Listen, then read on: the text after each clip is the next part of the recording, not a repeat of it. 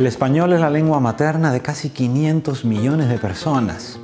pero existen otros 200 millones de hispanohablantes que nacieron en idiomas distintos y algunos de ellos han tenido la generosidad de convertir el español en su lengua literaria.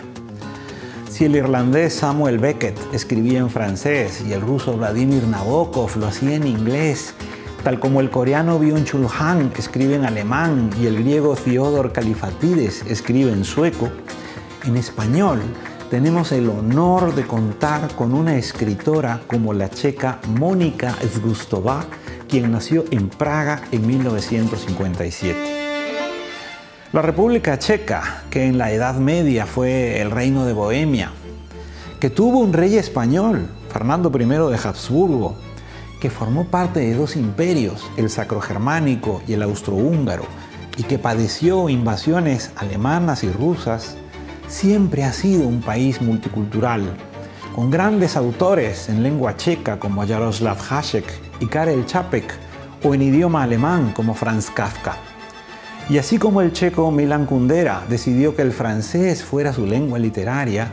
Monika Zgustová ha elegido el español para escribir sus novelas y sus colaboraciones en prensa.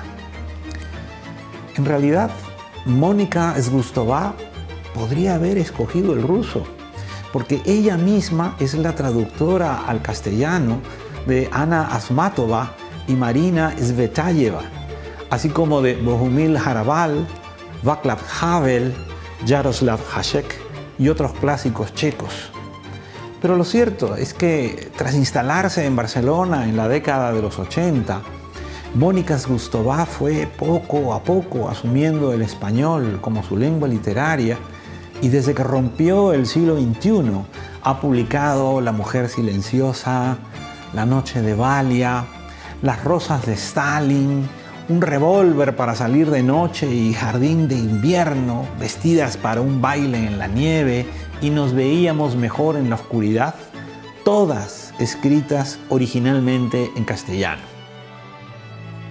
El proyecto narrativo de Monika Zgustová gravita en torno a la necesidad de dilucidar el rol, la voz y el espacio de las mujeres durante el siglo XX a partir de las figuras de mujeres de carne y hueso de la Europa del Este, como Vera Nabokov o Svetlana Alliluyeva, o bien creando heroínas de ficción que huyeron de las dictaduras soviéticas, que sobrevivieron a los campos de exterminio del estalinismo o que lo perdieron todo tras los atropellos de los nazis y el Ejército Rojo. Monika Zgustová escribe sobre la pérdida en una lengua que para ella supone todo lo contrario. Así, en el ensayo La bella extranjera, Praga y el desarraigo, Monika Zgustová nos cuenta cómo Praga ya era una ciudad que se le antojaba extranjera a sus propios habitantes, pues la suma de lenguas, identidades, culturas y religiones convirtieron a Praga en la cifra de Europa, es decir, la diversidad y la poliglotía como formas de riqueza y en ningún caso como herida abierta o conflicto permanente. De aquella generosidad lingüística llegó Monika Zgustová a enriquecer el castellano. El español es una lengua de acogida que además ha reconocido con el Premio Cervantes al escritor cubano Alejo Carpentier y a la escritora mexicana Elena Poniatowska, quienes nacieron en el francés. Soy Fernando Iwasaki de Loyola Praxis Mundi para el Instituto Cervantes y todos los hispanohablantes que nacieron en otras lenguas, en la Mancha extraterritorial.